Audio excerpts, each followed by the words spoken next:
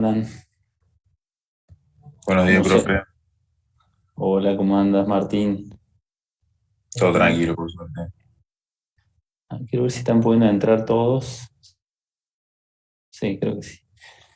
Hola, Facundo. Hola, Agustina. Bueno, vamos, mientras se van conectando, los voy saludando, nos vamos conociendo. No pude estar la, en la reunión que tuvieron el día martes, en la cual introduce la materia el profesor Claudio, que es el titular de la cátedra.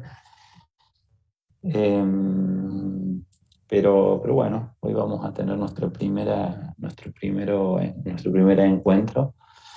Y bueno, vamos a tratar de que sea fructífero. Todavía no subí ningún material al aula virtual porque bueno, ya lo voy a hacer en el transcurso de la semana, no hay apuro ahora. Y bueno, era primero conocernos y después hacer esta primera charla de este eje temático que van a trabajar conmigo, que es macroeconomía, ¿sí? Así que, bueno, ahí está. Hola Genaro, buen día. Hola Lucas. Hola Agustina, ¿cómo andan? Vamos a esperar 2 o 3 minutitos más. Primero le quería hacer una consulta. ¿Cómo es su esquema de la mañana? ¿Ustedes, esta es la primera clase o tienen una clase anterior?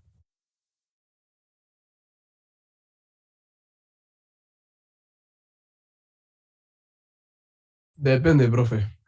Los viernes. Perdón, los Eh, viernes. Depende porque hay muchos que ya tenemos aprobados inglés 2, entonces no tenemos clase. O sea, antes de esto hay inglés 2 de 8 a 9. Ah, Y, y de los que 8 ya a 9. están 8 Ah, 9 40, de 8 a 9 40 es. de Pero 8. los que, perdón, los que ya estamos aprobados, nada, no tenemos que ir más. No sé si Ah, habrá bien. alguno que no. Bueno, bueno, perfecto. Les voy a poner en silencio esto.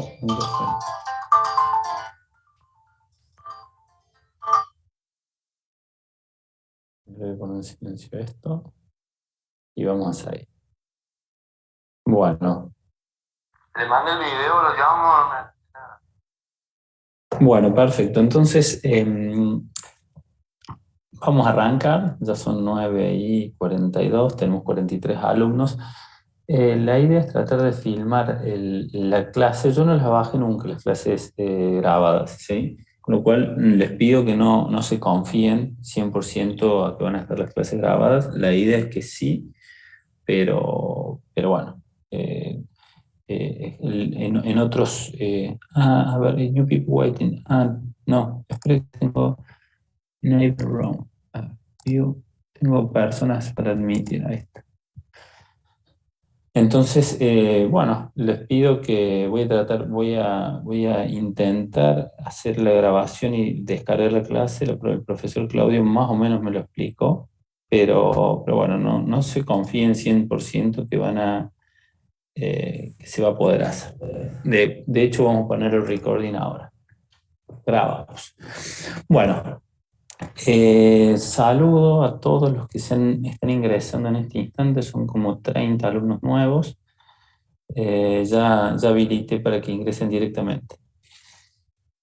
Vamos a compartir pantalla y vamos a charlar un poco lo que estuvieron ya trabajando con el profesor Claudio de las primeras nociones económicas, ¿sí? Y ya les hizo una definición de lo que es microeconomía en la clase del martes, entiendo. ¿Es así o no?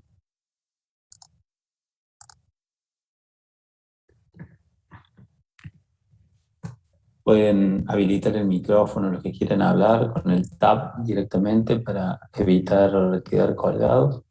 ¿Qué vieron el día martes? ¿Qué se enteraron? ¿Qué estudia la Vimos economía? algunas definiciones generales, me Sí. suena, y si Ujú. no recuerdo mal, lo último que terminamos fue con el circuito económico, uno básico y otro un poco más complejo, Bien, y no bien, recuerdo eso, más. eso me interesa, el circuito económico básico y uno más complejo. Y en el básico, a ver, primero deben haber hecho una definición de lo que es la economía. ¿qué es la economía? O sea, ¿qué termina siendo? ¿Cómo lo pueden definir a la economía?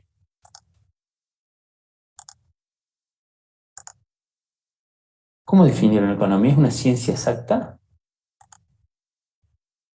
No, era una ciencia social, es una ciencia social. Muy bien, es una ciencia social. Con lo cual, eh, eh, las dimensiones que la atraviesan, ¿sí? Y son diferentes a lo que podemos establecer o lo que ustedes manejan muy bien, porque ustedes en ingeniería trabajan con distintas ciencias que son de tipo exacto. Con lo cual acá siempre decimos que 1 más 1 no siempre es 2, ¿sí? Porque bueno, porque al estar el ser humano con su pensamiento y la complejidad de lo social en las relaciones económicas, muchas veces los resultados pueden variar, ¿sí? Pero seguramente el profesor Claudio les comentó que la economía se vale de instrumentos matemáticos o de modelos matemáticos para poder explicar estos fenómenos sociales con algunos fundamentos o algún basamento matemático. Algo así le debe haber dicho el profe. ¿Puede ser o no? Sí, Bien. Y me interesa bastante lo del circuito económico simple, ¿sí? Me interesa bastante lo del circuito económico simple, porque en definitiva es ahí donde nosotros podemos encontrar las relaciones económicas más eh, básicas, pero son las que necesitamos para poder entender la economía, ¿sí? Acá les voy a compartir, ¿ya les compartí pantalla o no? Acá les voy a Sí, está compartir. compartiendo una presentación. Bien, no, pero ahí tenía... Ahí preguntaron Sí, por el chat si va a tomar asistencia. no, el profesor Claudio toma asistencia. No, no, No, no, pero por no. las dudas. No, imagínense, pierdo la mitad de la clase tomando asistencia. No. No. Ustedes, yo siempre les recomiendo que estén en la clase para interactuar. Son clases no muy largas eh, y la verdad que lo que, digamos, es una materia distinta a la que están acostumbrados. Yo les recomiendo que si pueden participar en vivo, porque ver una clase grabada sirve también para repasar conceptos, pero te quita la posibilidad de la interacción con el profesor, con el docente y con el resto de los compañeros. Así que yo les recomiendo que traten de presenciar todas las clases si pueden. Entonces, a ver, este es el circuito económico o esta es una foto de un circuito económico más completo. Y con el profesor ustedes vieron un diagrama simple en el cual tenemos dos sectores de la economía que se estudian más en la microeconomía, que es el sector familia y el sector empresa, ¿sí? Y entre estos dos sectores básicos de la economía, siempre va a haber un flujo, ¿sí? Un flujo de bienes, ¿sí? Y también un flujo monetario. Eso lo deben haber visto con el profesor Claudio, ¿sí?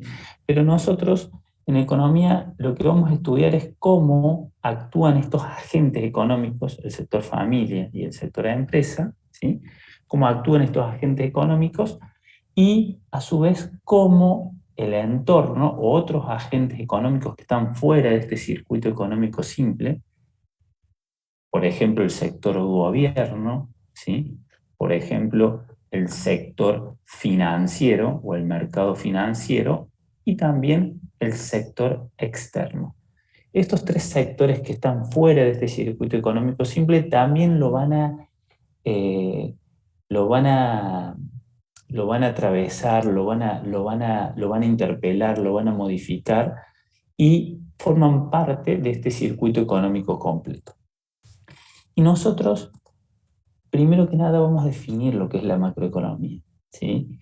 En la primera clase con el profesor Claudio hicieron una visión microeconómica donde vieron cómo se conformaba un mercado, ¿sí? O sea, entre este sector familia y este sector empresas, siempre hablamos de la oferta y de la demanda, ¿sí? Cada uno ofrece y demanda ciertos bienes y servicios, ¿sí?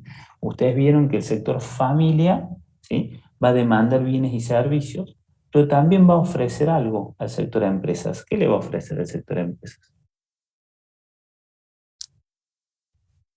¿Qué le ofrece en ese circuito económico simple?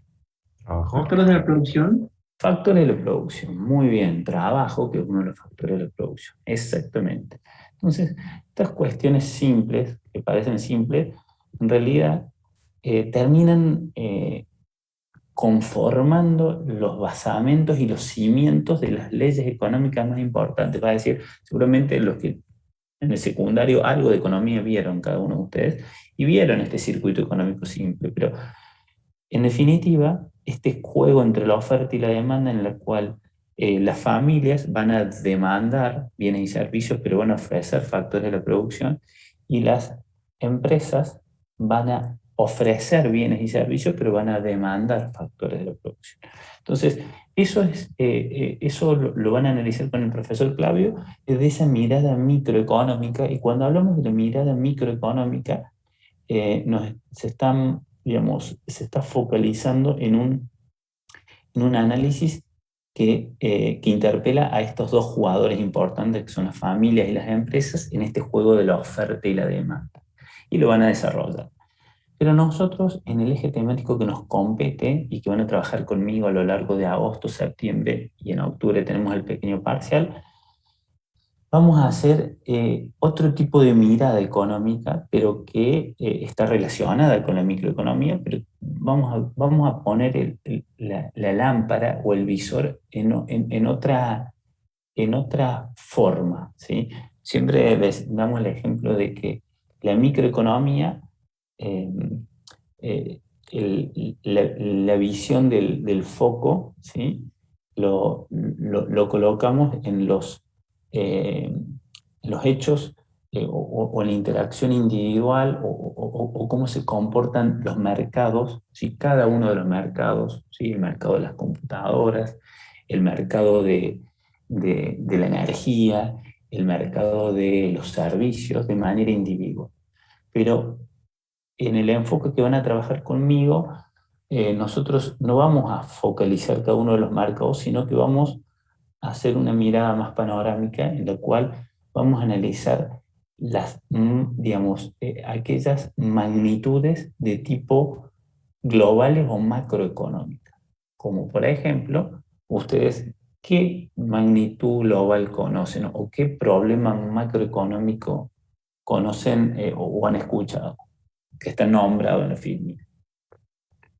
Por ejemplo, la inflación. Generalmente siempre es el primer problema o la primera cuestión macroeconómica que hoy es un poco el flagelo que tenemos en la República Argentina y que no lo podemos resolver, ¿sí?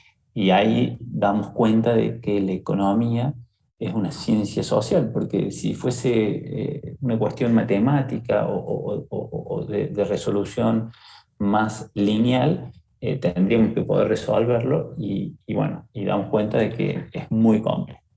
La inflación la vamos a ver al final de la materia, es uno de los últimos ejes, pero en definitiva vamos a ver y vamos a analizar la macroeconomía y vamos a ver cómo se mide o cómo la miden a nivel macroeconómico, y vamos a tratar de entender qué son estas magnitudes y en qué consiste estos problemas macroeconómicos. Por ejemplo, el déficit fiscal, el PBI o el Producto Bruto Interno, que corresponde a un país, la inflación, como decía nuestro compañero, la base monetaria, que es en definitiva una cuestión financiera, digamos, del sector financiero de un país, las exportaciones y las importaciones.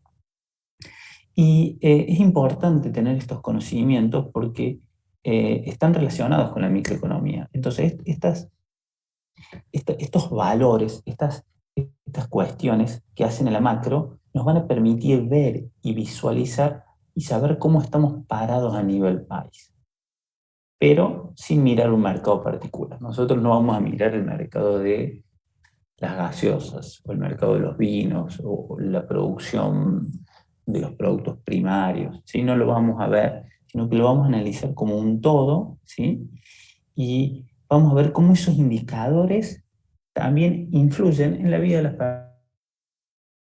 personas, y también influyen en la vida de las empresas, e influyen en los mercados individuales, ¿sí? Entonces, la idea es que a lo largo de este semestre tengamos que con conocimientos básicos, porque en realidad nosotros en 2 meses o en un par de clases trabajamos nociones generales de la economía.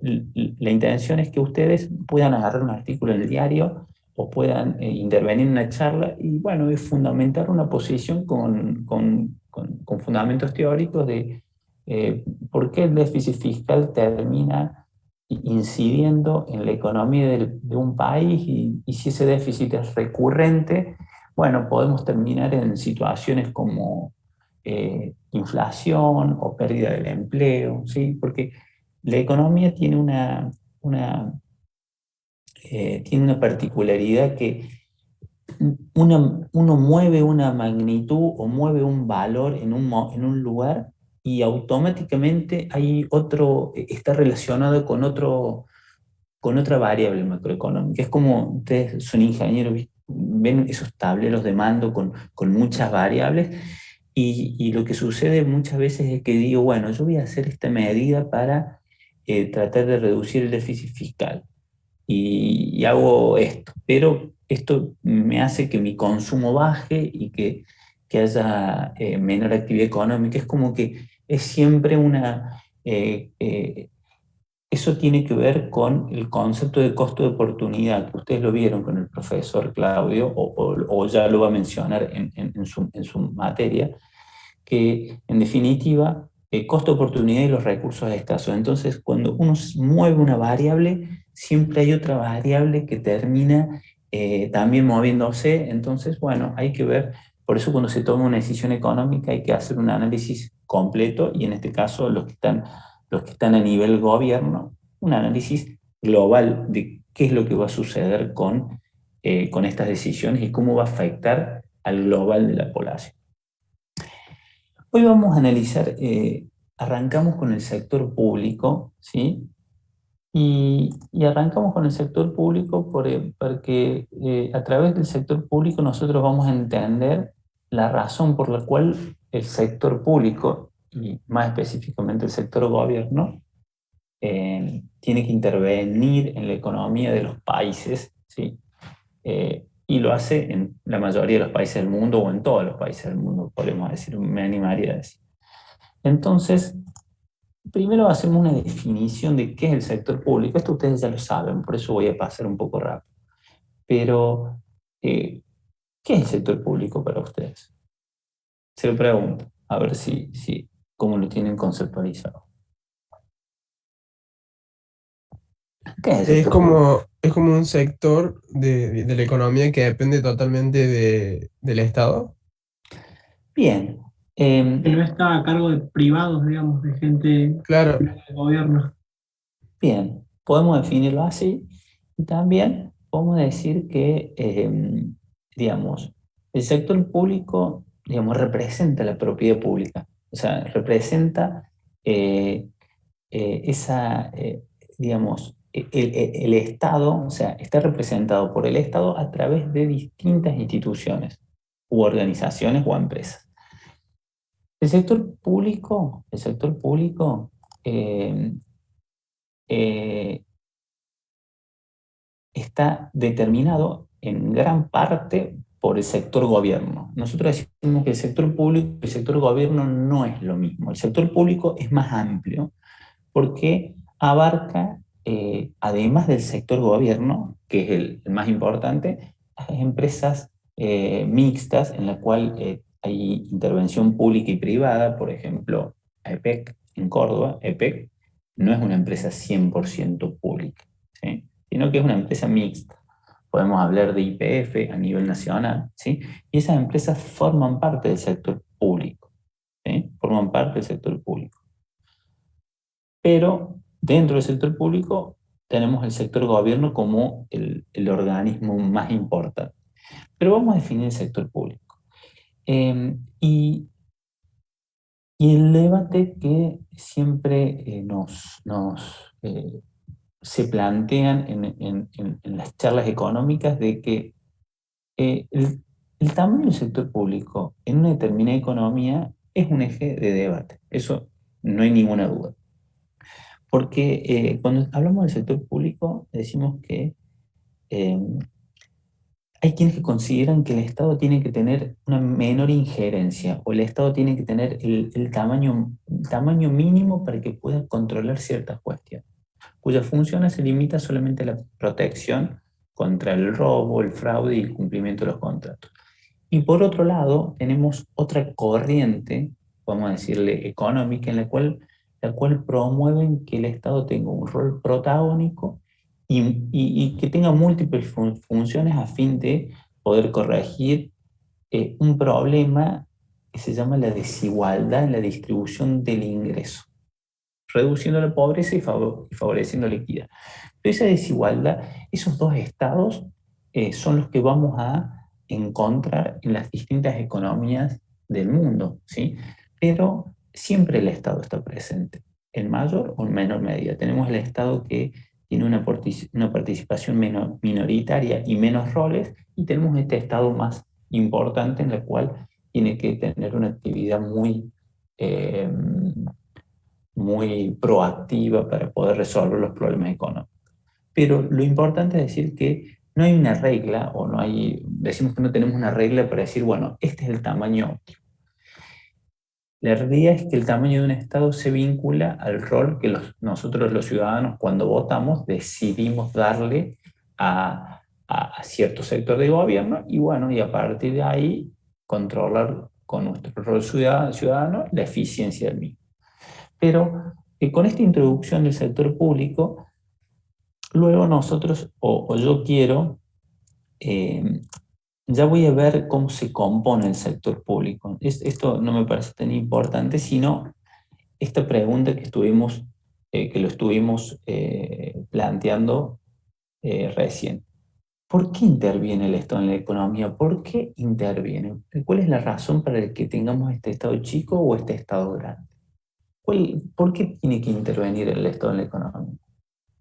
¿Ustedes por qué creen que tiene que intervenir el Estado en la economía? Porque tiene que haber una referencia, alguien que regule. Para Tiene regular. que haber alguien que regule.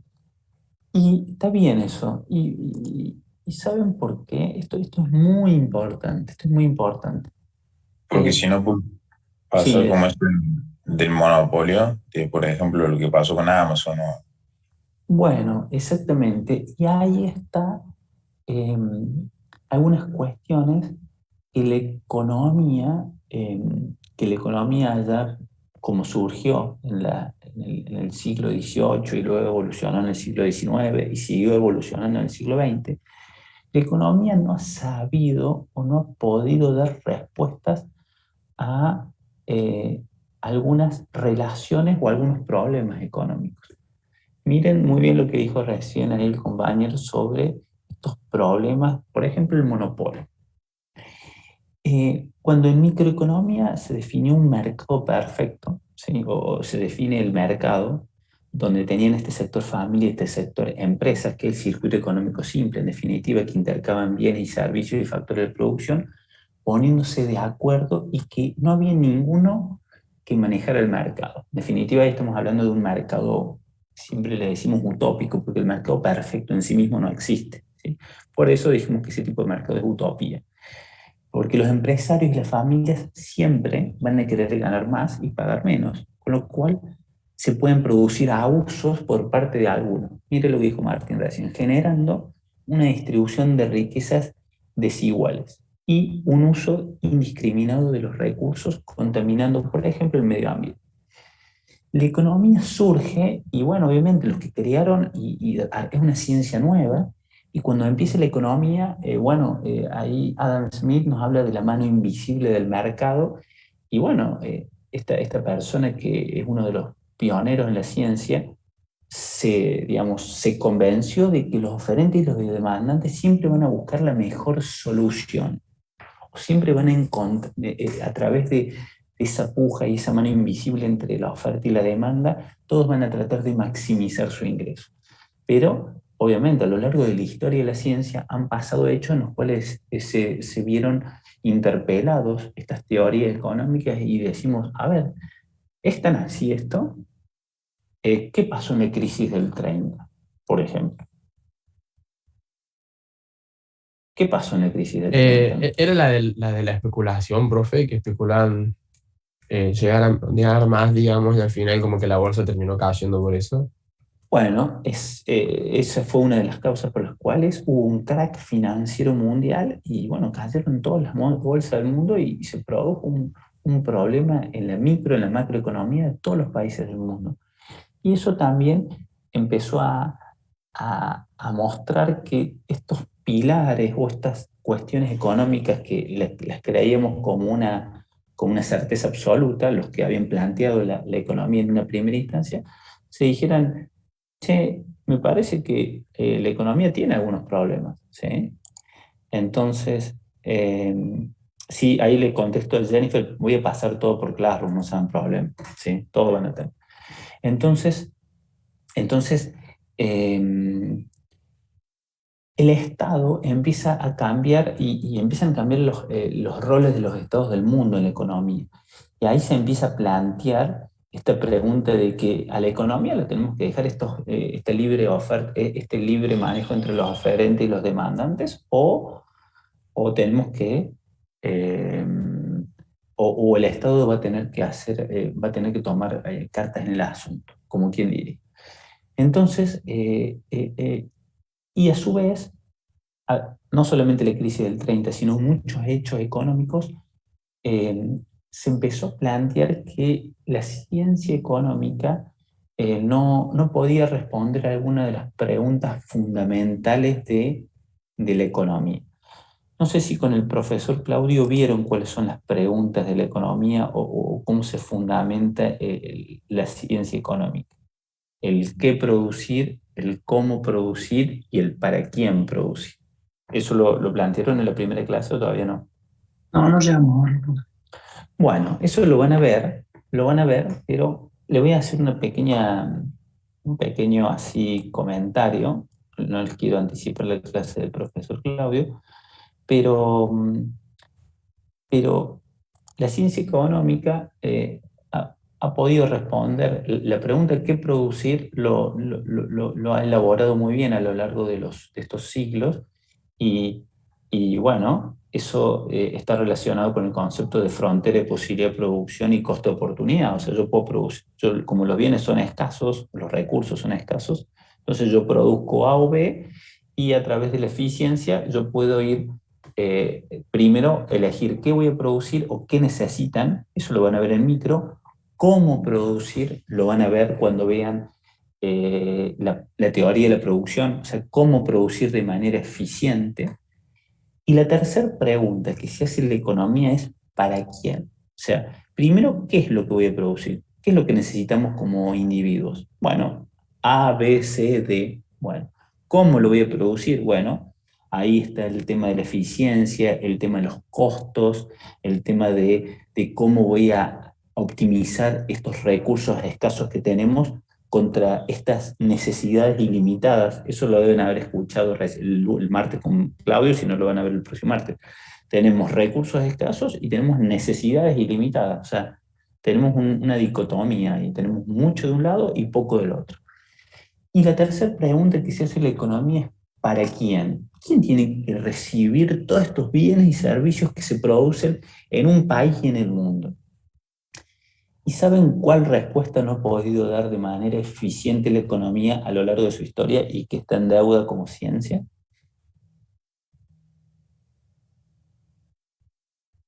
¿Saben cuál? ¿Cómo distribuir? ¿Cómo distribuir? ¿El para quién?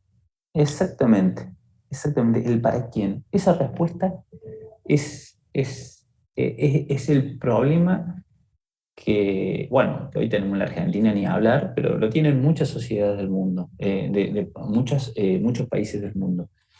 Y esa es una de las razones más importantes, no la única, porque también el control de monopolios, el Estado tiene que intervenir, pero una de las razones más importantes porque el Estado tiene que intervenir en la economía.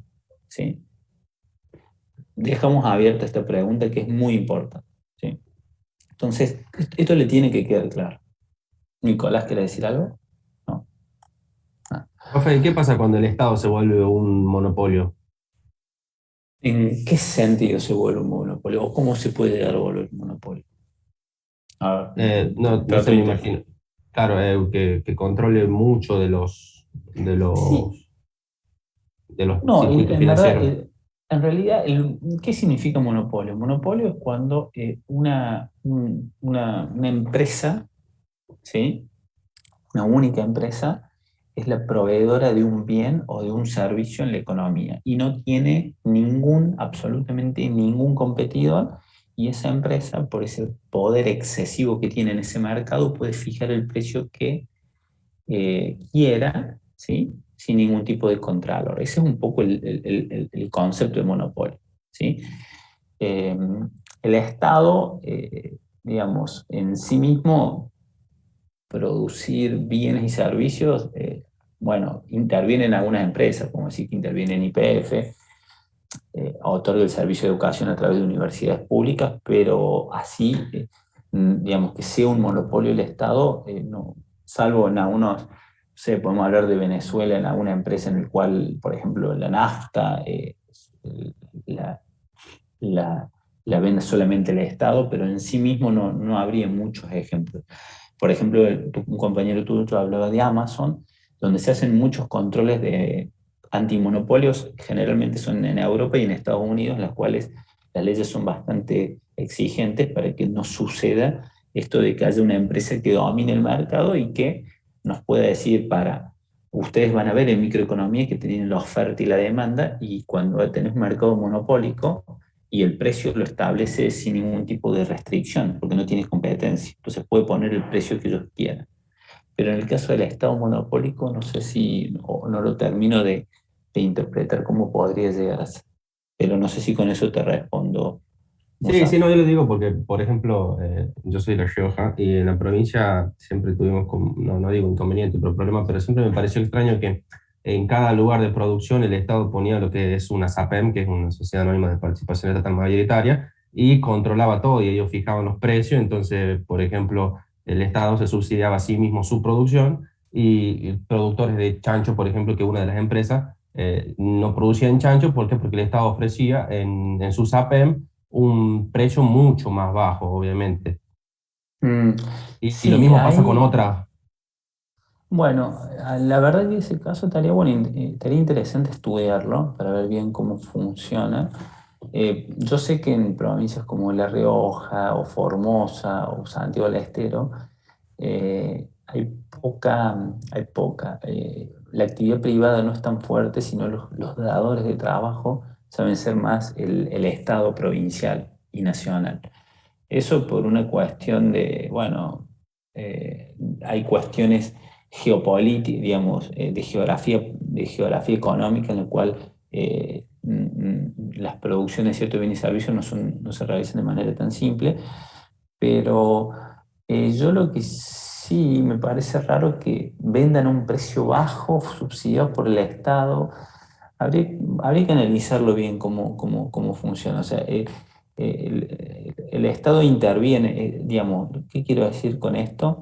O respondiendo a tu pregunta, ¿por qué interviene el Estado en la economía? Bueno, el Estado en la economía de La Rioja, de Formosa, de Santiago del Estero, o de, por ejemplo, empresas o provincias que son petroleras, interviene quizás de manera, digamos, más incisiva o más fuerte, porque la parte privada en esas provincias tienen mayor dificultad para generar ciertas actividades privadas o laborales.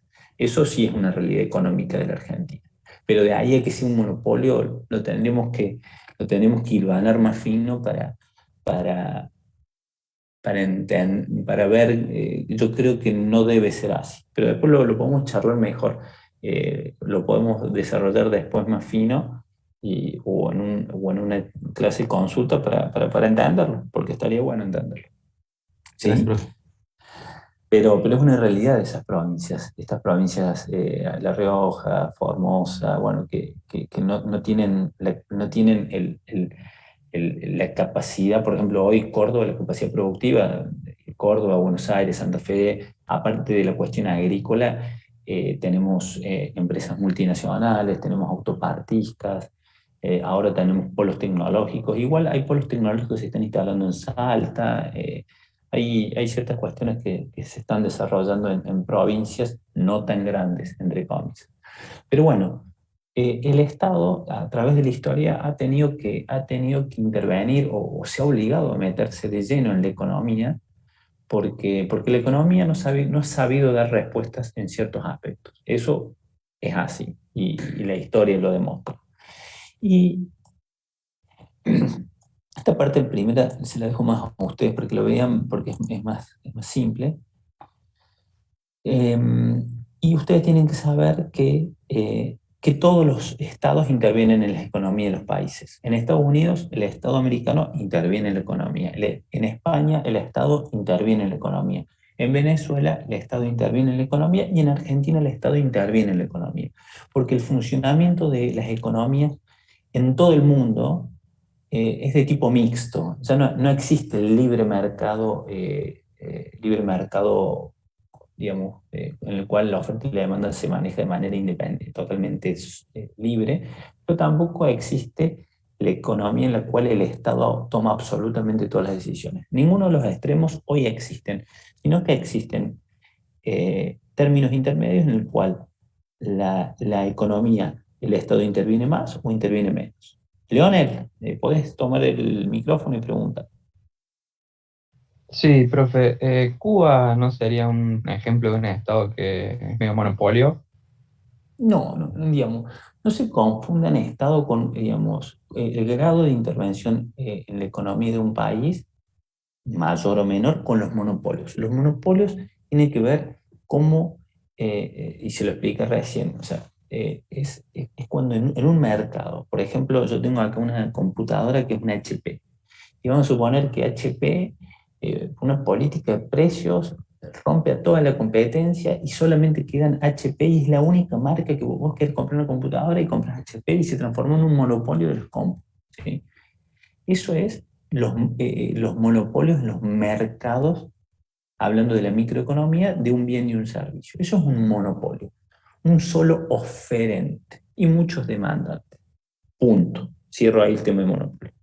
Vamos a Cuba. ¿Qué es Cuba? Cuba es un país en el cual, a través de una decisión política, de una decisión, o sea, los ciudadanos le dieron una investidura a las personas que están al frente de su país, en la cual tienen, tienen un sistema de gobierno en el cual la mayoría de las decisiones económicas, no todas, pero muchas de las decisiones económicas pasan a través del Estado.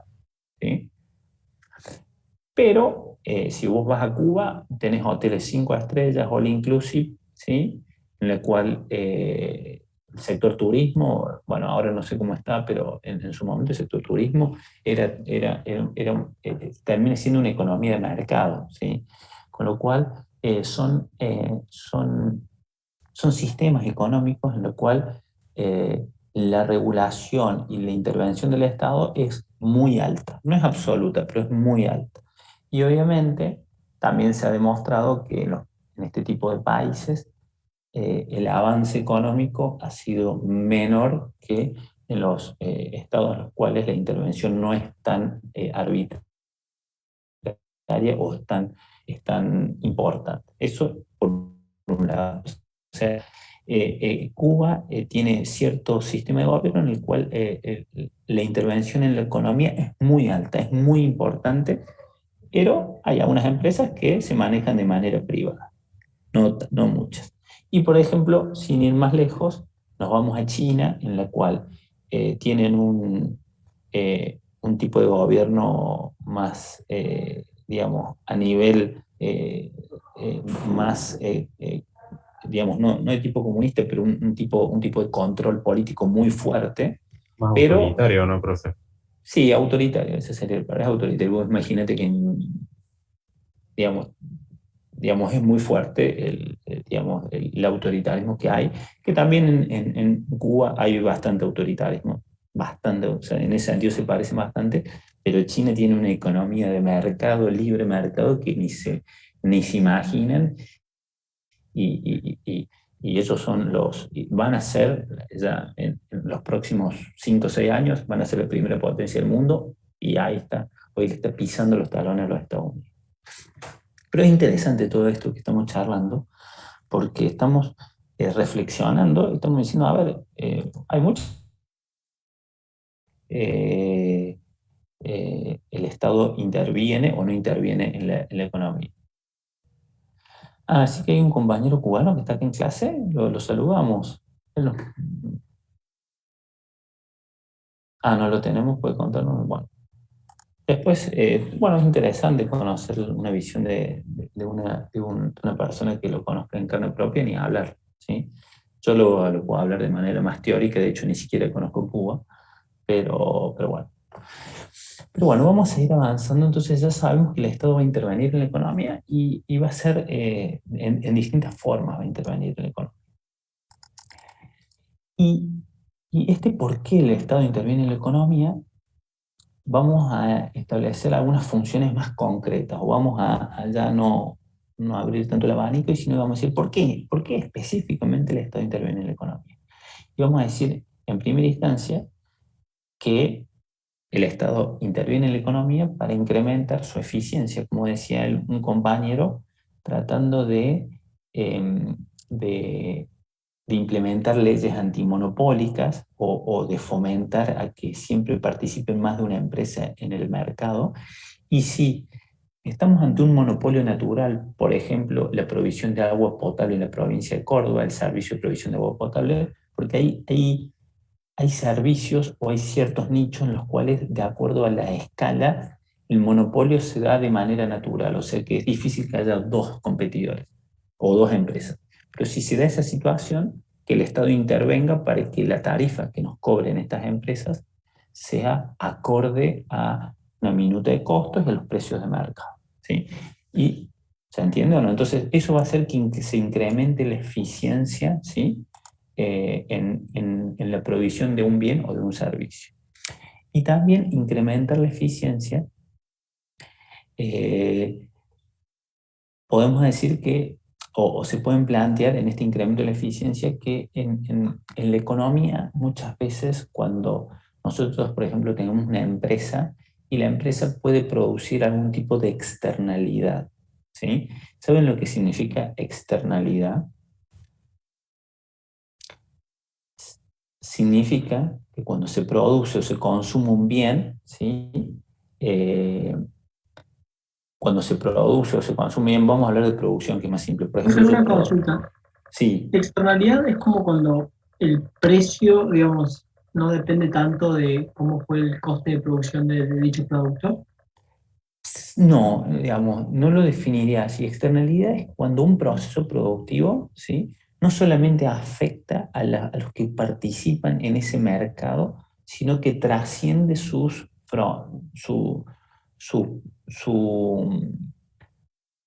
incidencia. Por ejemplo, yo estoy produciendo en una fábrica un alimento y cuando yo lo produzco, digamos, realizo una contaminación o tengo que vertir un fluido en un cierto lugar y eso, digamos, no afecta a la oferta y la demanda de ese producto, pero sí está afectando a la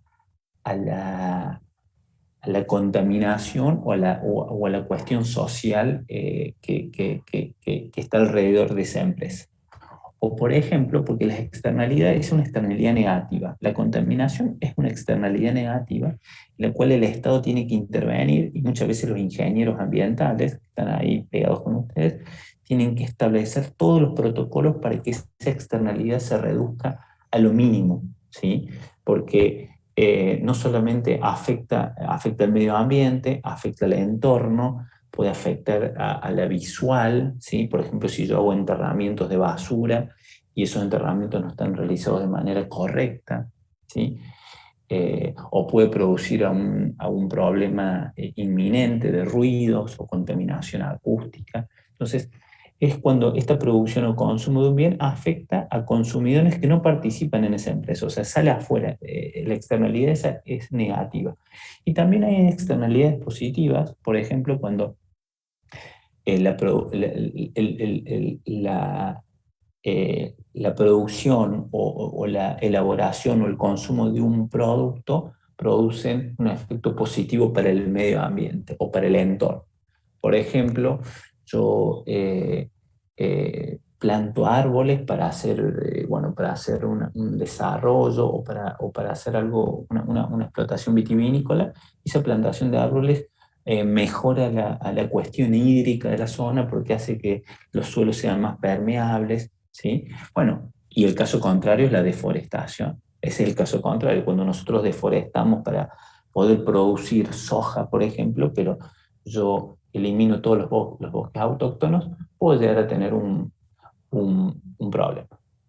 Bien, ¿se entendió lo que es la externalidad? Entonces, para incrementar la eficiencia, el Estado tiene que intervenir, ¿sí? Luego, también podemos decir que tiene que fomentar la equidad, ¿sí? El Estado tiene que fomentar la equidad y es lo que estuvimos charlando recién. El Estado debe intervenir para producir que esta distribución de la riqueza a través de los impuestos progresivos, el que más gana más paga, ¿sí? Y a través de las subvenciones y de las transferencias. Eso lo vamos a ver ahora, ¿sí? Entonces tiene que fomentar la equidad a través de la intervención del Estado, ¿sí? Por ejemplo, ¿saben lo que es un impuesto progresivo? Son aquellos impuestos donde el porcentaje que uno tiene que pagar, digamos, no es constante, sino que depende y varía de acuerdo a la cantidad de ingresos que uno Muy recibe. bien, muy bien. Entonces afecta en mayor proporción a aquellos que ganan más dinero. Bueno, esos impuestos sirven para que el que más gana pague un poco más y con esa recaudación se pueden hacer algún tipo de transferencias a sectores de la sociedad que no puedan acceder ni siquiera o a algún trabajo o estén en la marginalidad. Entonces, bueno, a través de un sistema de tributario en el cual un sistema tributario de tipo progresivo, el Estado puede tratar de que los que están rezagados en una sociedad por lo menos tengan lo mínimo indispensable. Eso después lo vamos a seguir desarrollando. Y después, esto lo dejo abierto porque tenemos que avanzar, tenemos que desarrollarlo después de manera específica. Y luego tenemos, el Estado interviene para también fomentar la estabilidad y el crecimiento macroeconómico. Esto lo vamos a ver después, ¿sí? ¿Por qué va a fomentar la estabilidad y el crecimiento? ¿Cómo va a fomentar la estabilidad y el crecimiento macroeconómico? Bueno, a través de la reducción de la inflación, estamos esperando que pase, que el desempleo sea lo más cercano a cero, es utópico, pero que haya casi desempleo, y fomentar que el crecimiento económico sea constante. Cuando hablamos del crecimiento económico, hablamos de todos los bienes y servicios que se producen en un país en un año determinado. Es la famosa torta de bienes y servicios. Y esa torta tenemos que intentar o tenemos que hacer lo posible para que vaya creciendo.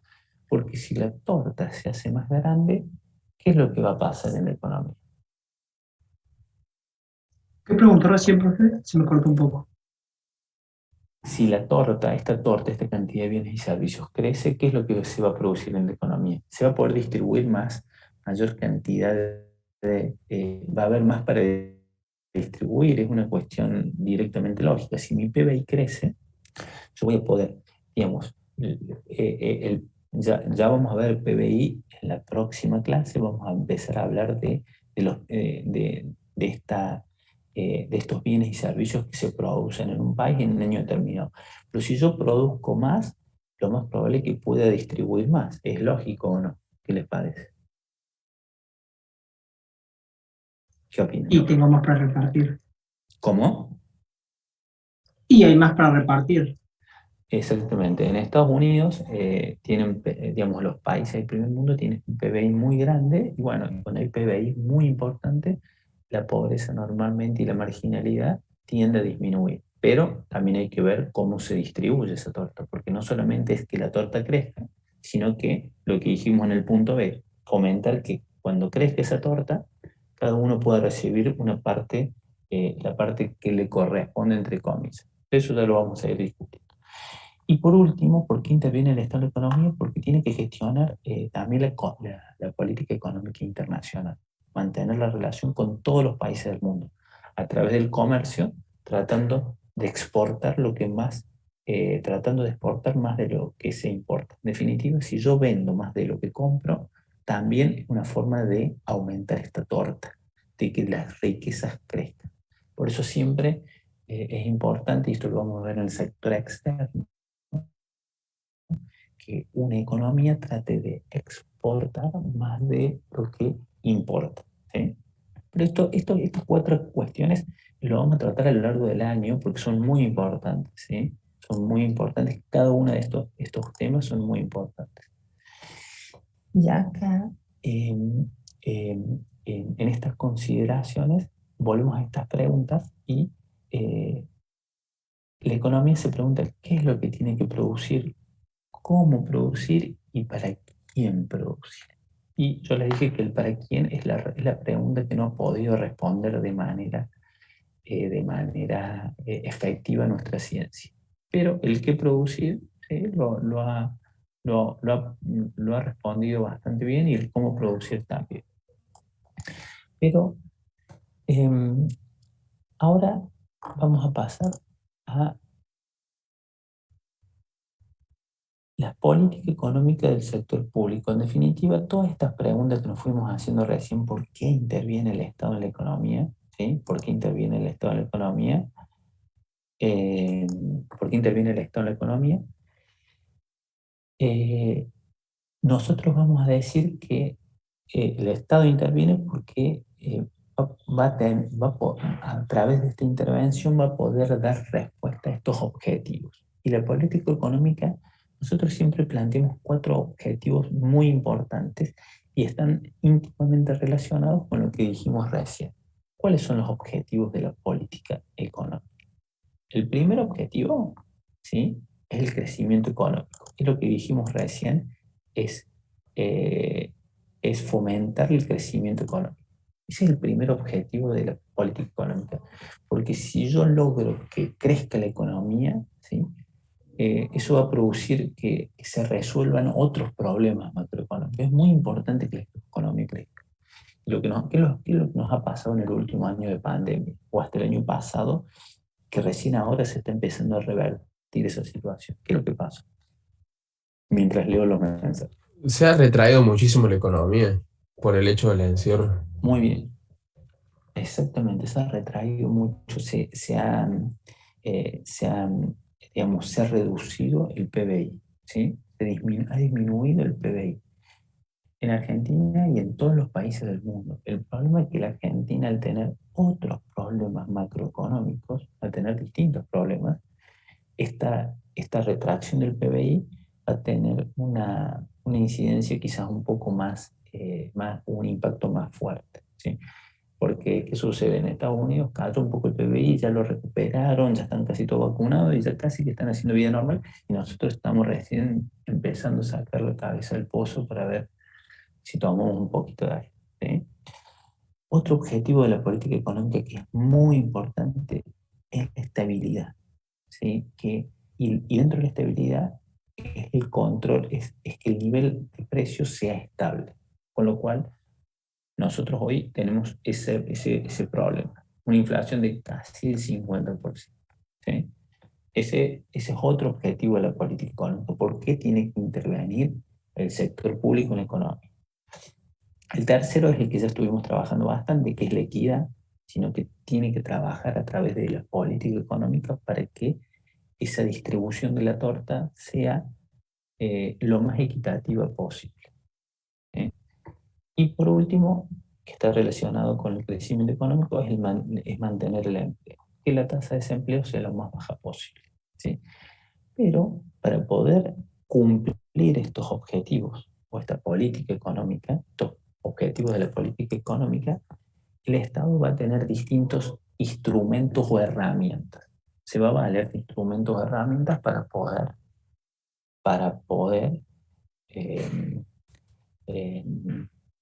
digamos, cumplir estos objetivos. Y nosotros dividimos o establecemos que los instrumentos o medios o políticas para conseguir estos objetivos son de 4 índoles. Nosotros vamos a ver los primeros, ¿sí? Los primeros en esta clase, que son los instrumentos fiscales, ¿sí? ¿Cómo el Estado maneja los instrumentos fiscales? Bueno, a través de las finanzas públicas con la elaboración y la ejecución del presupuesto público. O sea, estamos hablando de los gastos y los ingresos del Estado, lo que vamos a ver hoy. Y luego tiene instrumentos monetarios, ¿sí? ¿Y cómo son estos instrumentos monetarios? A través del Banco Central de la República Argentina, que es el órgano que regula la política monetaria, va a establecer todo lo que son los medios de pago y disponibilidad de los activos financieros. Eso lo vamos a ver cuando veamos la unidad del sector financiero, más al final de la materia. Otro instrumento que tiene el Estado es la política cambiaria, ¿sí? Instrumentos cambiarios. ¿Cómo mantenemos el valor de nuestra moneda respecto a las otras monedas del mundo, que son las divisas? Eso lo vamos a ver en el sector externo, ¿sí? Y por último tenemos las intervenciones directas. Bueno, cuando el Estado interviene de manera directa en un mercado ante la desviación del mismo, ¿sí? Eso también lo vamos a ver. ¿Qué tipo de intervenciones directas? Cuando, por ejemplo, el Estado privatiza privatiza no, cuando el Estado toma control de una empresa. Podría ¿sí? ser Por que ejemplo, también cuando hace el gobierno hace un rescate, por ejemplo, los bancos a veces o diversos sectores. no, intervención. Por ejemplo, lo que no terminó siendo la empresa Vicentín, por ejemplo, o YPF. En YPF el Estado hizo, bueno, el Estado compró el 51% de las acciones y hizo una intervención directa para que controle ese recurso estratégico que es la energía. Es una intervención directa. En Aerolíneas Argentinas, cuando intervienen aerolíneas, ahí hacen intervención directa en un sector económico, ¿sí? Cuando estamos hablando de rescate financiero, lo vamos a ver en el sector financiero porque el Banco Central puede otorgar préstamos a bancos privados para que esos bancos no se vengan a pique. Pero eso no sería una intervención directa, sería otra cosa. ¿Se entiende, Santiago? Sí, profe. O sea, ya después eso se lo voy a explicar en el sector financiero. Hoy no me quiero ir mucho del tema porque quiero enfocarme en esta cuestión macroeconómica y lo hacemos a través del sector gobierno, que es la parte más simple para introducirnos en el tema, ¿sí? Bien. Entonces, hoy vamos a hablar de la política fiscal. La política fiscal se refiere a las decisiones del gobierno sobre el nivel del gasto público y de los recursos públicos.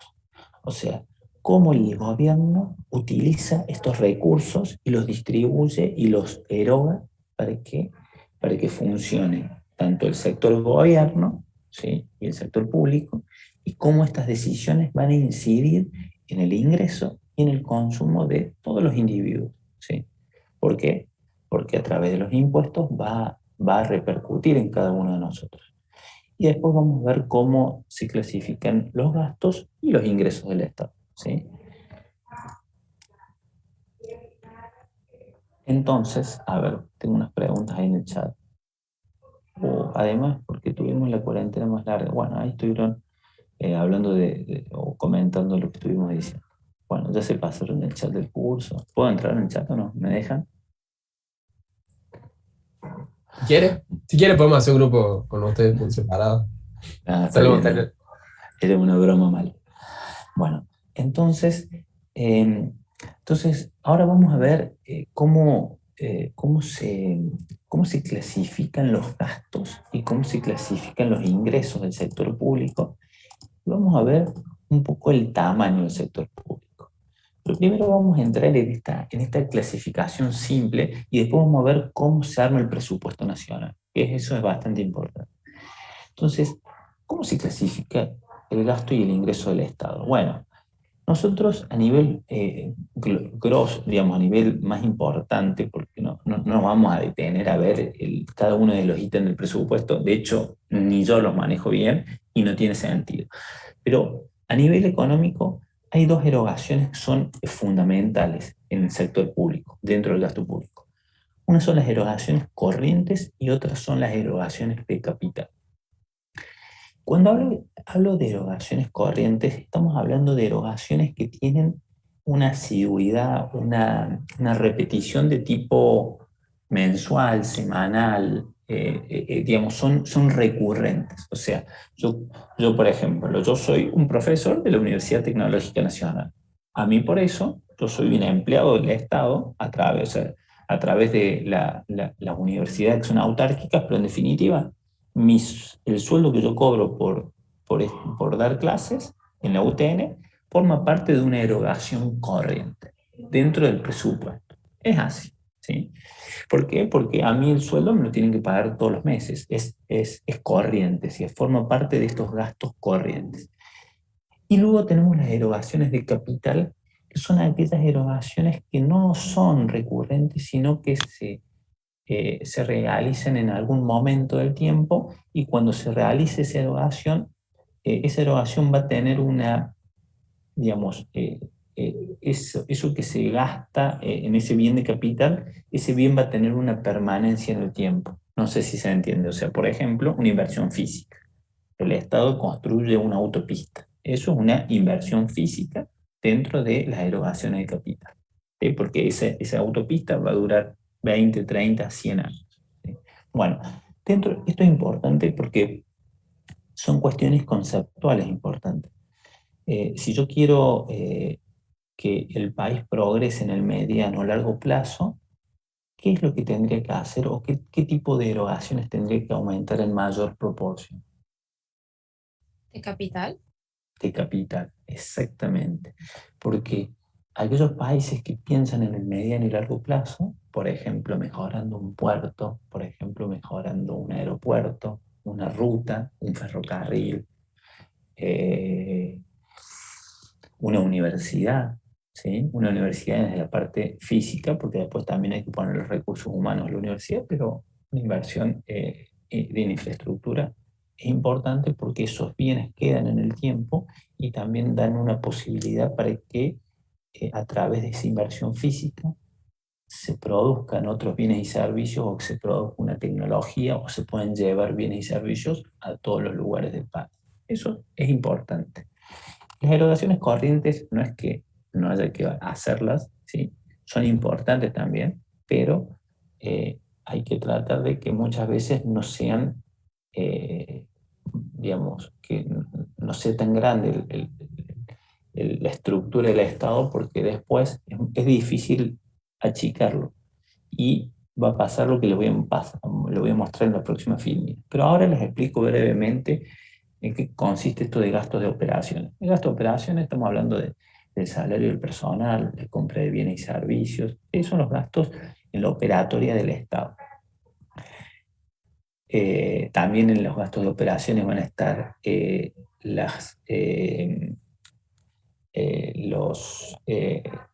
bueno, todo lo que corresponde a la operatoria habitual del Estado. Los gastos financieros están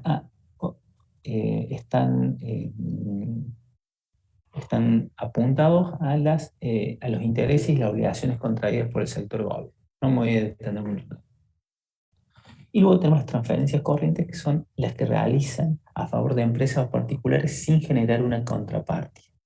Por ejemplo, cuando paga una jubilación el Estado, ¿sí? Es una transferencia corriente. Cuando le paga una beca, no sé si alguno de ustedes tiene una beca, está haciendo una transferencia corriente.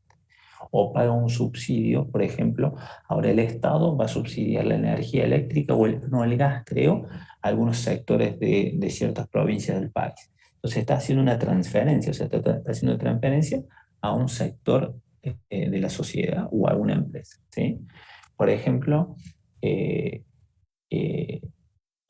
digamos, Aerolíneas Argentinas tiene un déficit. Y bueno, el Estado tiene que pasarle la plata por el déficit que tiene. Es una transferencia, ¿sí? En ese caso está haciendo una transferencia a favor de las personas que utilizan los aviones. ¿Se entiende o no? Entonces, esas serían las erogaciones corrientes.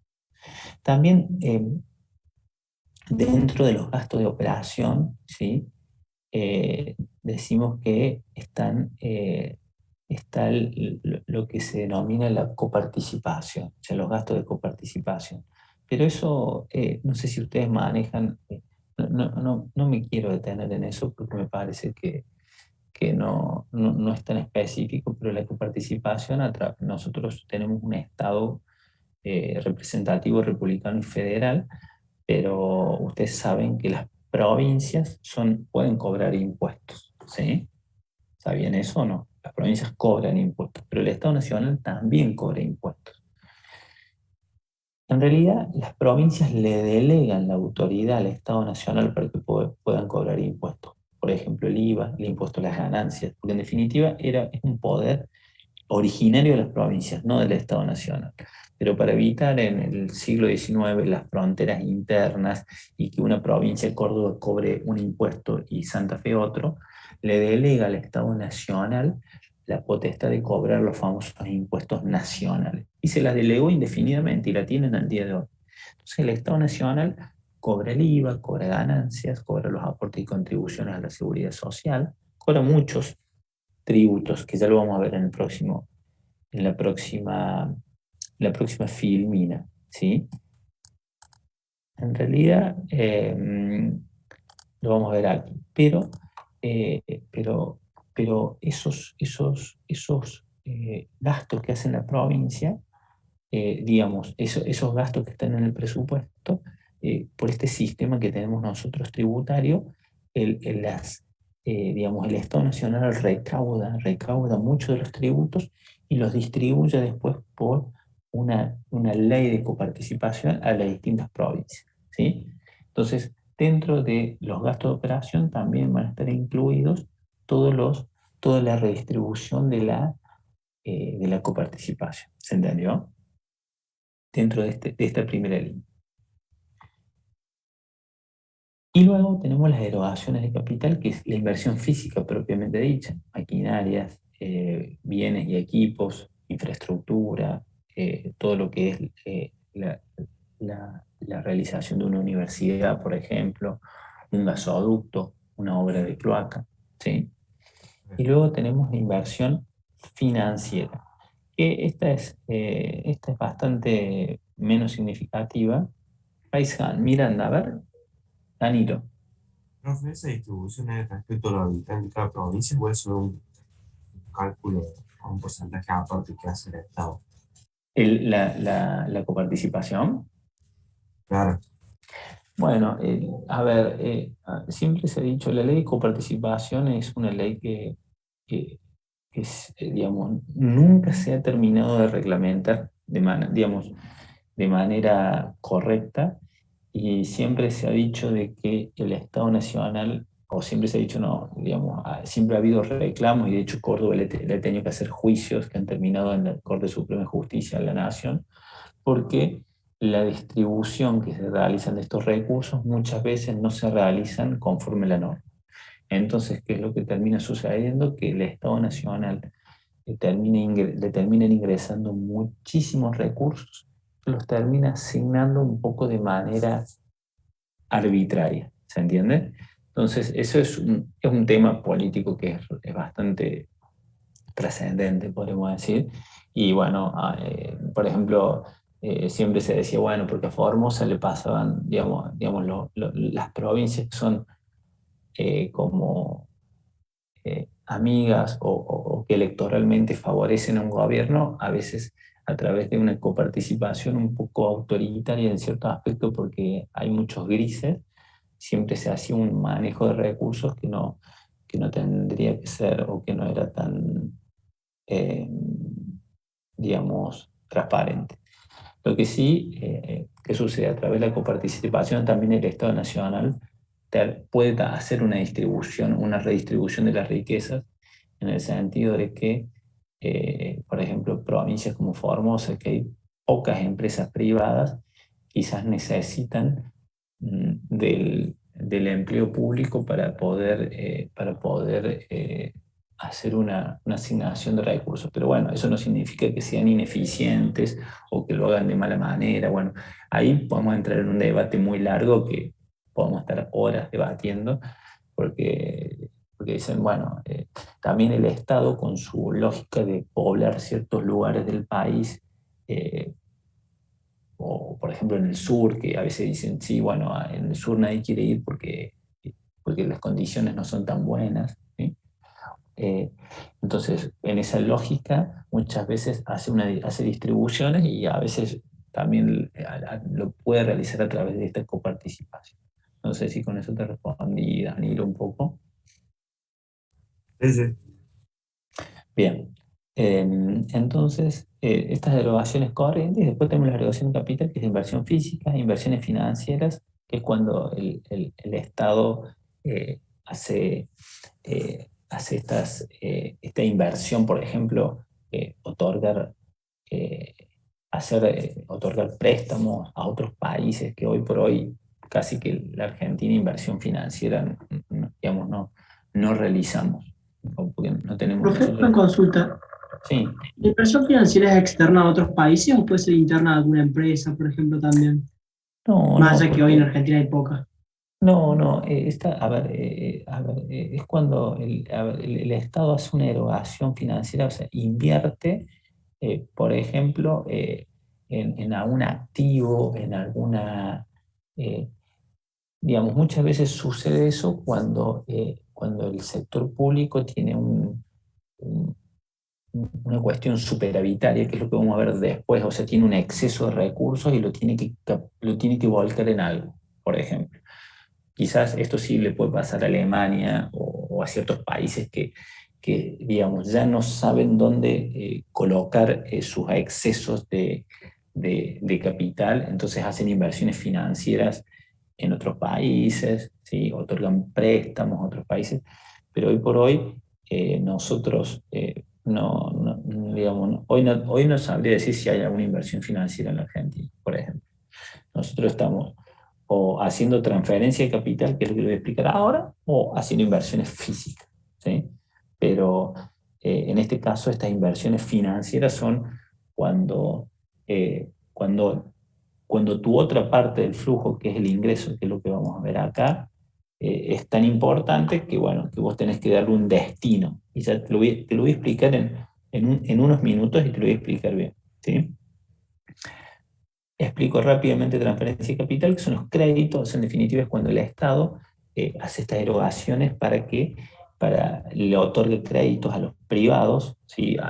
Por ejemplo, un crédito para que compre la casa, entonces transfiere a esta erogación de capital para que, para que se construya y que una persona tenga una vivienda propia, por ejemplo.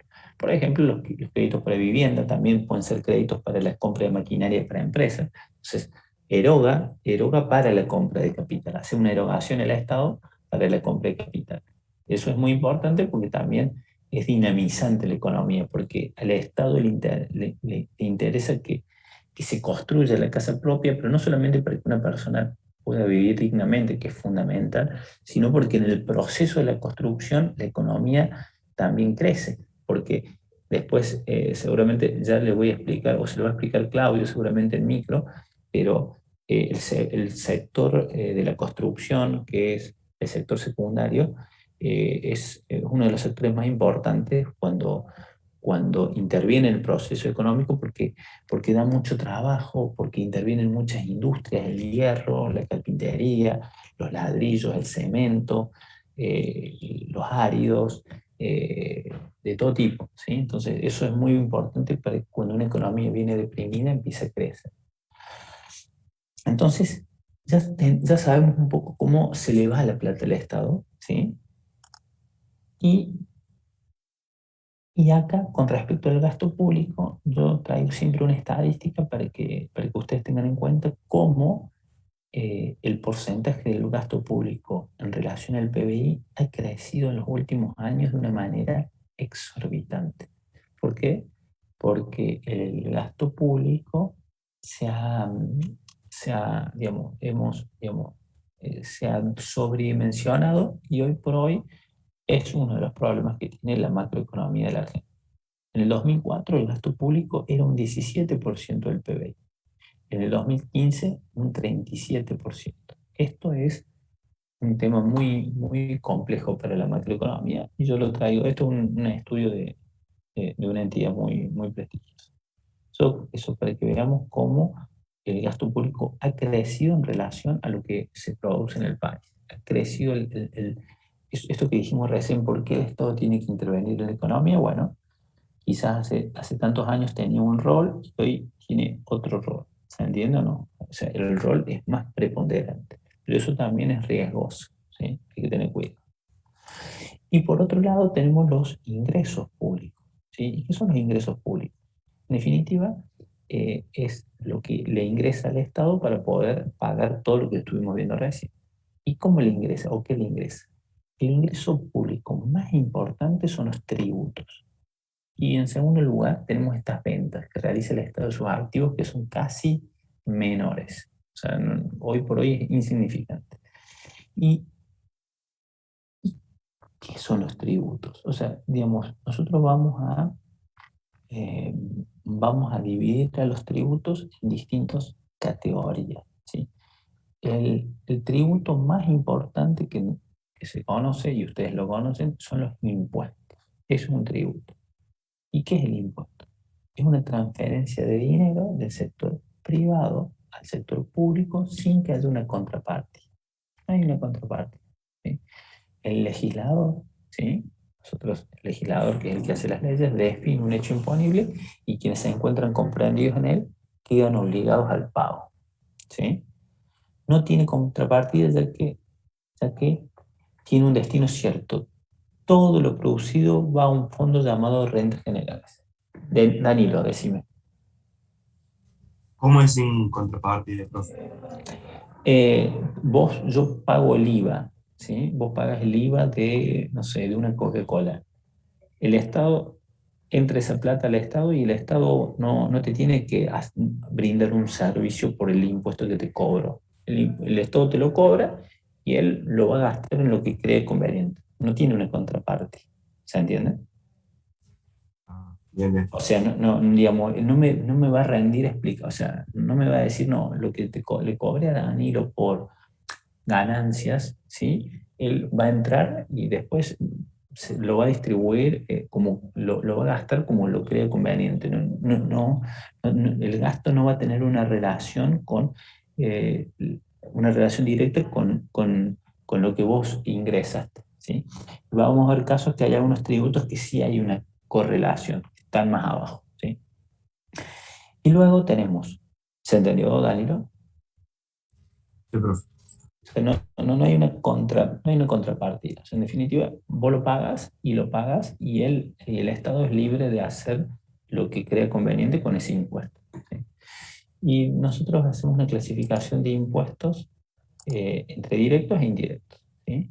Los impuestos directos son aquellos que gravan a las personas, su ingreso, su propiedad o su riqueza. Ejemplo, el impuesto a las ganancias. Entonces, los impuestos directos son aquellos que gravan a una persona, a su ingreso, a su propiedad o a su riqueza, ¿sí? Y después tenemos los impuestos indirectos, que son aquellos que graban a las transacciones económicas, como dije recién, el IVA de una coca. O sea, grava por ejemplo, el IVA. Se dice que estos impuestos indirectos se pueden trasladar a precios. Por ejemplo, en los impuestos directos es más difícil que se puedan trasladar a precios. Sea una clasificación importante de los impuestos directos e indirectos. Y luego Disculpe, profe. Sí. Perdón que lo interrumpa. ¿Qué es No, por trasladar a los precios? ¿A qué se refiere con eso? Porque, a ver, nosotros, digamos, a vos cuando te facturan una Coca-Cola, vos vas a un supermercado y el precio de la Coca-Cola es 100 pesos más IVA. Vos vas a pagar 121 pesos. O sea, el IVA te lo trasladaron de manera directa a vos. O sea, el supermercado te va a cobrar el IVA y lo vas a terminar pagando vos en un 100% y después el supermercado va a tener que transferírselo al Estado, esos 21 pesos. Entonces, se traslada de manera directa a precios. En cambio, si yo, si yo soy responsable inscrito en ganancias y facturo, bueno, yo no puedo trasladar el impuesto a las ganancias de manera directa al consumidor, ¿sí? Las empresas lo terminan haciendo de manera indirecta en algún punto, porque en definitiva cuando aumenta la alícuota del impuesto a las ganancias para las sociedades, y quizás eso va a afectar el precio, pero no se hace de manera directa como el IVA, que te lo dicen en el ticket, te dicen, te estoy cobrando el IVA. En verdad un consumidor final ya consume con el IVA incluido, pero vos cada vez que te facturan algo, te están trasladando el IVA en ese instante. ¿Se entiende, María? Sí, ahí entendí. Gracias. De nada. Entonces, bueno, entonces tenemos estos impuestos, que es en realidad el impuesto es el más importante de los tributos, ¿sí? Ahí tenemos el IVA, ganancias, aportes, IVA, ganancias, bienes personales. Estamos hablando de nacionales, pero también todo lo que estamos estudiando rige para la provincia y para la municipalidad, ¿sí? Después, porque en definitiva nosotros lo vemos a nivel sector gobierno, pero yo me salté una pequeña parte, porque si no se me iba a hacer muy largo, en el cual nuestro sistema de gobierno es representativo, republicano y federal, y por ser federal tenemos tres estamentos tres niveles de gobierno. ¿Ustedes lo sabían eso o no? ¿Cómo son los niveles de gobierno? Nacional. Ejecutivo, legislativo, judicial. Esa es la división de poderes que está acá. No, tiene más que ver con cuánto abarca, digamos, nacional, provincial, municipal. No Claro, sé si hay intermedios entre eso. No, son tres niveles. En realidad, yo en la definición del sector público me salté estas dos filminas, lo hice a propósito, pero todo lo que estamos viendo, yo doy ejemplos a nivel nacional, es replicable a nivel provincial y a nivel municipal, ¿sí? Con distintas formas. Entonces, el Poder Ejecutivo encargó, bueno, entonces, esto lo vamos a ver después, ¿sí? Porque es muy simple y era un poco para que lo puedan ver ustedes. Esta filmina yo se las voy a pasar entera, por supuesto, pero todo lo que estamos viendo, presupuesto, todo esto de los objetivos de la política económica y fiscal, bueno, esto es replicable a nivel provincial, municipal y nacional. Nosotros siempre nos referimos a nivel nacional porque es un poco más fácil de visualizar.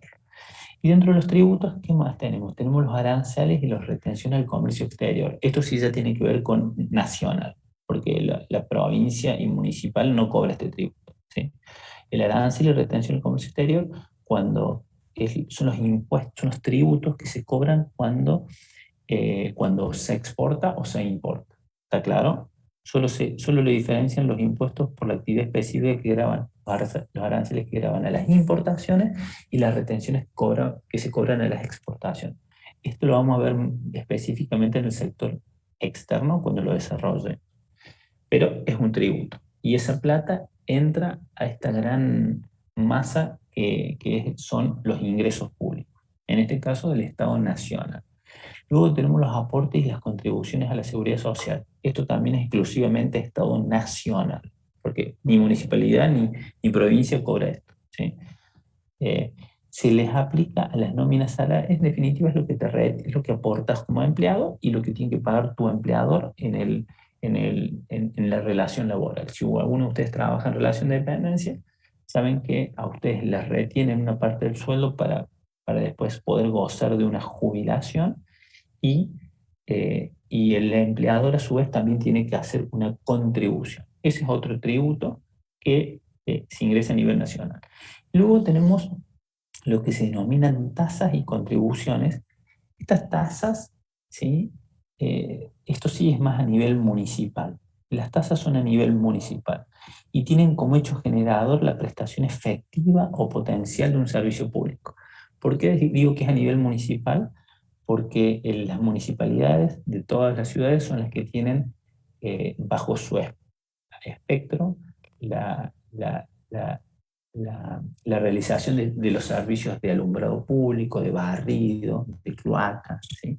Entonces, como tienen esa particularidad las municipalidades, para poder solventar el gasto que le va a incurrir estos servicios, van a tener que cobrar una tasa, ¿sí? Entonces tienen como hecho generador la prestación efectiva potencial de un servicio. O sea, en definitiva, acá, respondiendo a lo que me preguntó un compañero recién, acá habría de manera no directa, pero indirecta, alguna prestación de servicio, algún servicio, ¿sí?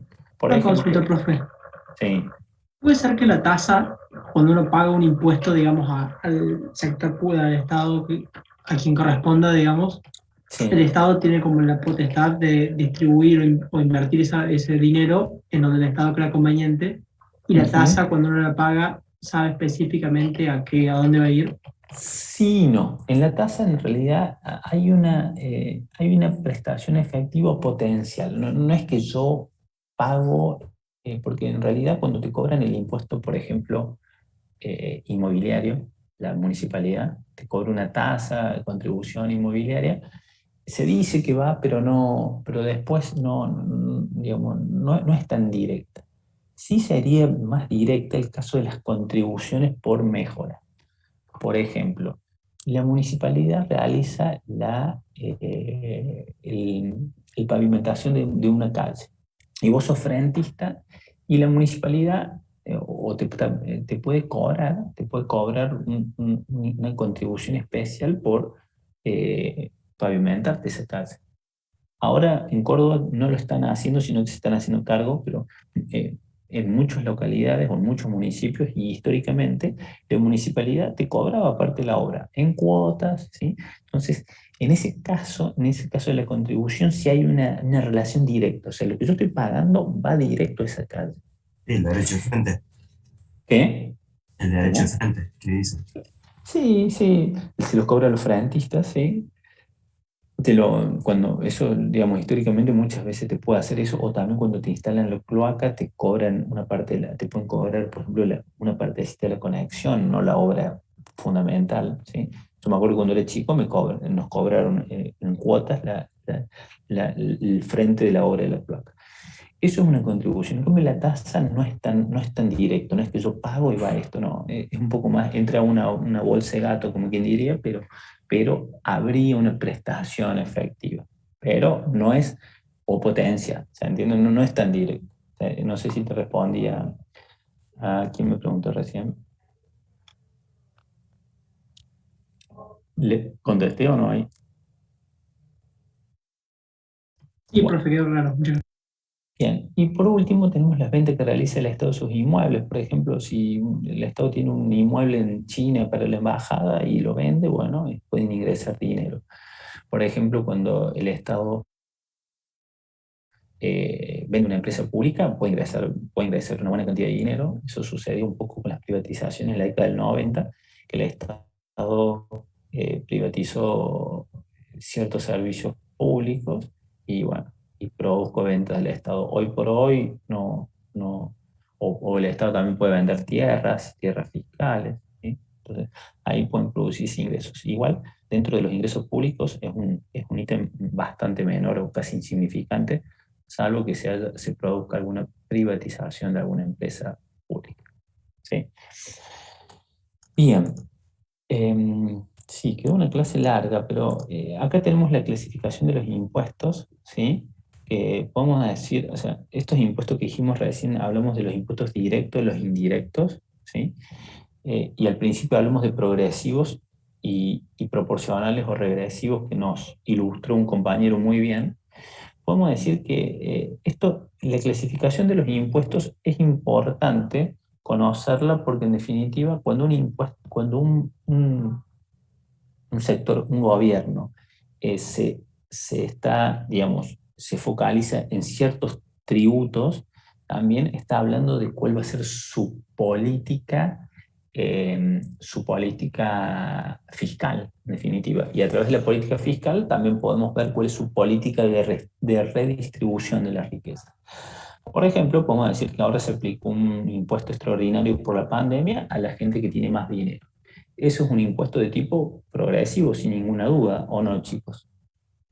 Cuando le cobra impuestos a los que tenían un patrimonio mayor a 200 millones de pesos. ¿Sabían eso o no? Sí, el impuesto a la ganancia, ¿no dice, profe? No, es el impuesto a las No, este es el Riquezas. impuesto Ah, riquezas. no, a las grandes grandes riquezas. fortunas. Grandes fortunas. Bueno, entonces, el impuesto a las ganancias también es progresivo, ¿sí? Pero el impuesto a las grandes fortunas es un impuesto específico. Y bueno, eso es una política fiscal, ¿sí? Una política fiscal, y bueno, y dice, bueno, el Estado va a tener un problema con la pandemia, hay que comprar vacunas, hay que hacer muchas cosas. Bueno, dijeron, sacaron una ley y le vamos a cobrar a los que más tienen. Uno puede criticarlo o no, o puede estar de acuerdo con lo que hicieron, pero eso es política. O sea, ahí sí es una política, ¿sí? Y ese impuesto es 100% progresivo. No es que vaya aumentando la tasa, sino que se aplica directamente a los que más tienen. Entonces se dice que también es un impuesto progresivo. Y luego tenemos impuestos regresivos. Acá la definición dice disminuye la tasa al aumentar la base imponible. En realidad, yo lo voy a corregir verbalmente y yo voy a decir que los impuestos regresivos son aquellos que recaen, ¿sí?, sobre las personas que tienen menor capacidad de consumo.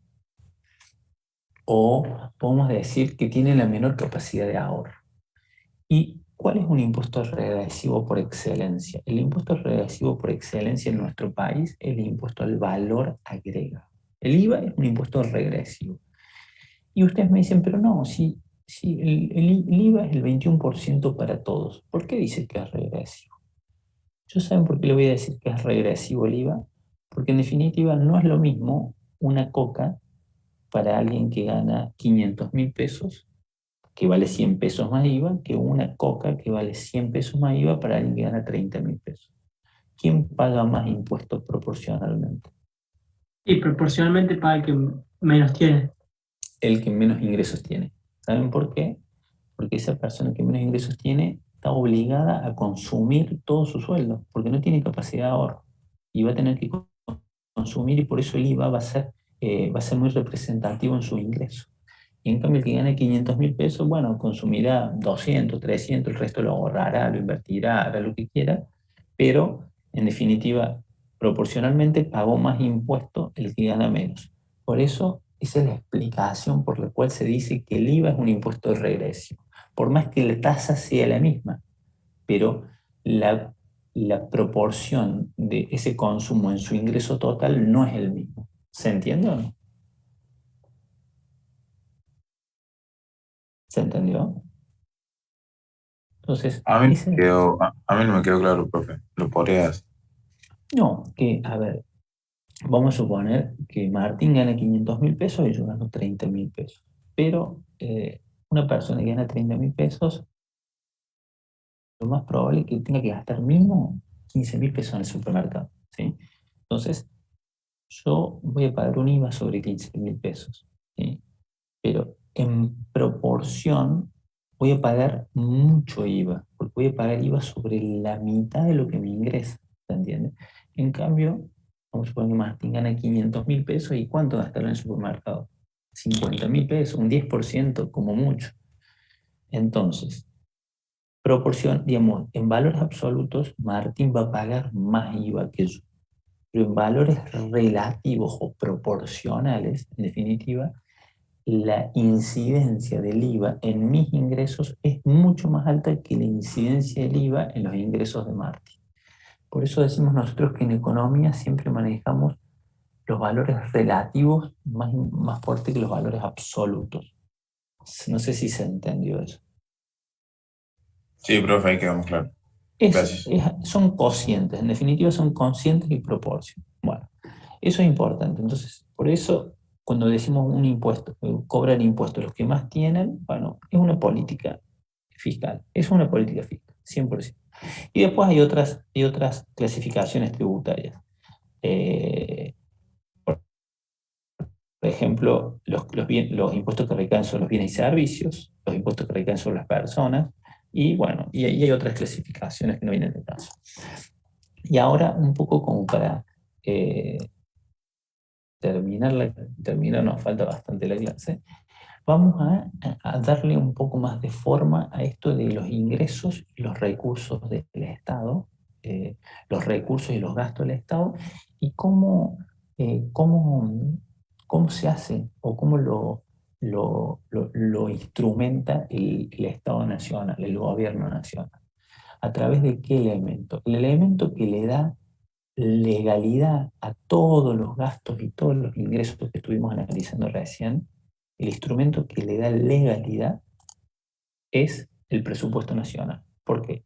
Porque el Estado, digamos, el Poder Ejecutivo, el Poder Ejecutivo va a tener que plasmar su plan de gasto y su plan de ingreso. Va a decir, bueno, ¿qué va a cobrar y qué va a gastar el próximo año?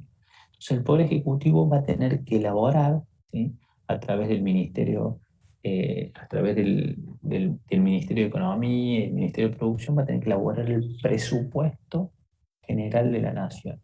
Ese presupuesto es una ley que va a terminar estimando, ¿sí?, porque es a futuro, es una estimación, todos los presupuestos son estimaciones, y va a estimar ingresos y va a autorizar gastos. Lo genera el Poder Ejecutivo y luego va a ser aprobado por el Congreso. Y va a ser sancionado como una ley. Y, como dijimos recién, es un presupuesto. O sea, estamos suponiendo que se va a ingresar tanta plata y se va a gastar tanta plata. Justamente esta semana salió una noticia que tuvieron que ampliar una partida presupuestaria y los gastos se han ampliado, se han aumentado. Eso salió, lo escuché ayer en la radio, por tal cosa. Pero bueno, después la realidad puede ser distinta a lo que se había presupuestado, ni hablar el año de la pandemia, ¿sí? Bien. ¿Cómo venimos hasta acá? ¿Bien o no?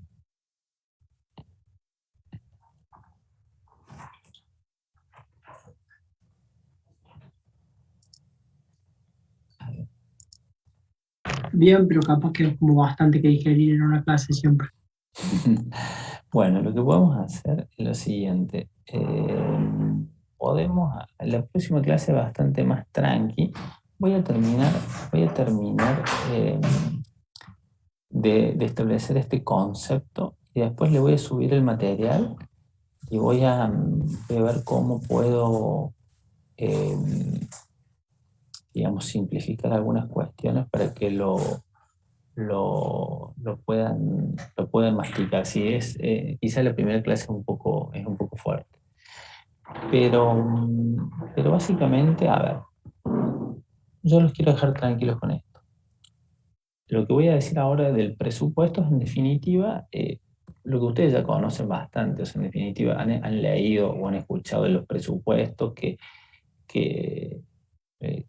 y la mayoría lo vio porque, digamos, lo vio en el secundario. Estos son conceptos que no creo que sean nuevos, Recreo, dice bien, profe Recreo. No creo que sean nuevos, pero vamos a terminar con 2 o 3 conceptos y después yo en la próxima clase le voy a hacer una buena introducción y lo vamos a retomar. Es cierto, son todas cosas nuevas, pero bueno, es una materia que es de conocimiento general y muchas veces decimos que está como desconectada con todo lo que vienen aprendiendo ustedes. Pero el presupuesto es una ley, en definitiva.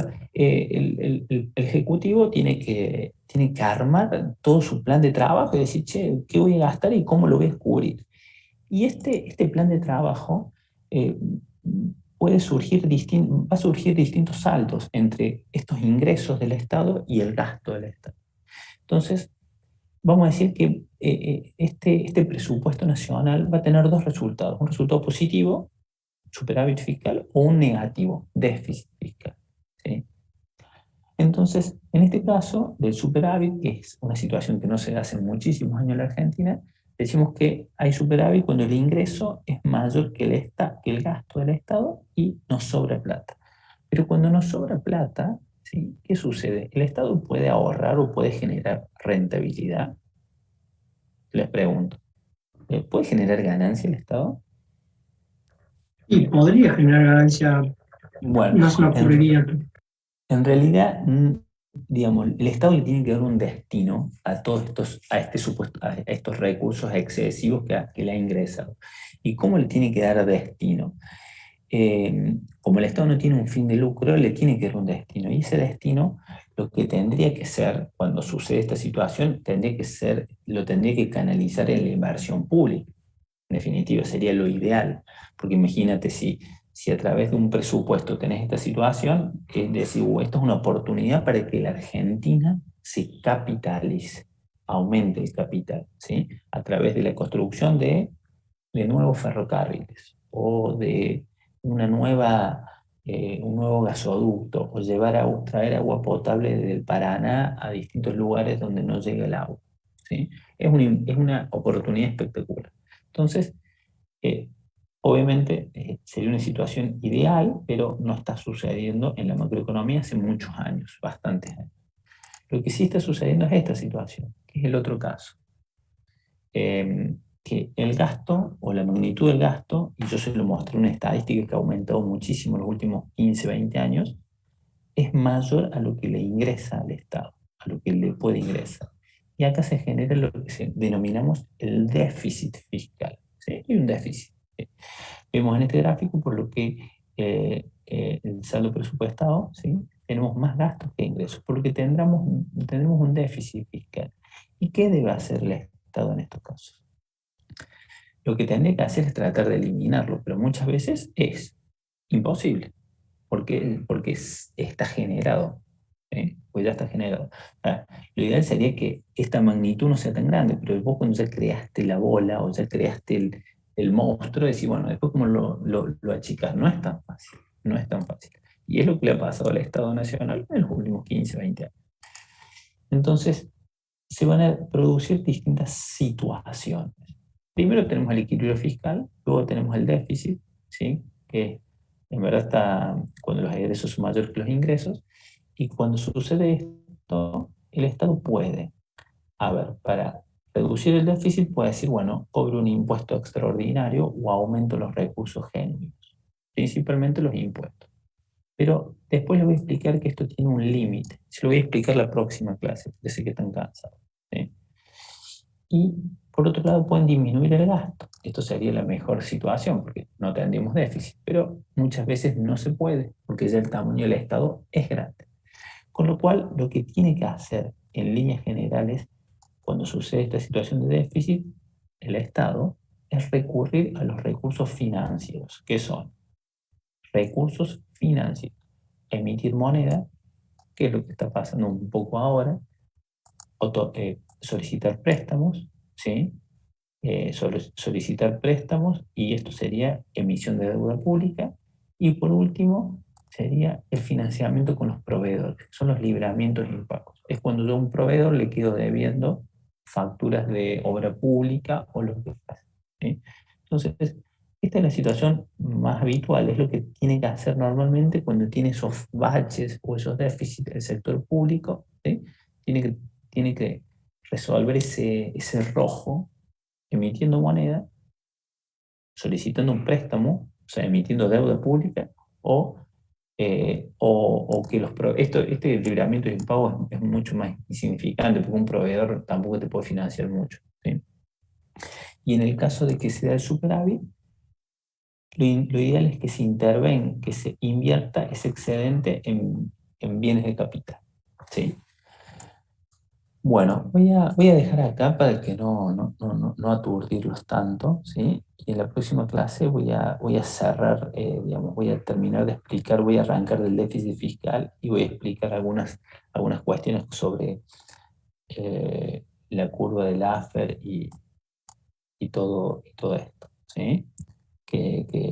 No nos queda casi nada, pero bueno, lo dejamos para la próxima clase. ¿Qué opinan? Hacer una consulta. Usted había hablado que esto lo iba a subir a algún Classroom, ¿no es así? Sí. Quería saber si ya lo tiene creado el Classroom y si es así. No, Classroom no. Vamos a subir toda la IDE. Yo voy a subir todo con Claudio, ¿sí? Con el profesor. Todo al vamos a subir aula juntos. virtual. Al aula virtual, ¿sí? Así que yo ya se lo subo la semana. Antes de la próxima clase van a tener esta clase, la próxima clase y quizás la que sigue, ¿sí? Así ya tienen para leer bastante, ¿sí? le voy a subir este PPT y también les voy a subir un pequeño teórico que es muy similar a esto. ¿Sí? ¿Quedó claro? Bueno, nos despedimos y nos vemos el próximo viernes. ¿Sí? Muchas gracias, profe. Nos vemos. Un Hasta luego. abrazo. Salud. Ah, profe. Nos vemos, Muchas profe. gracias,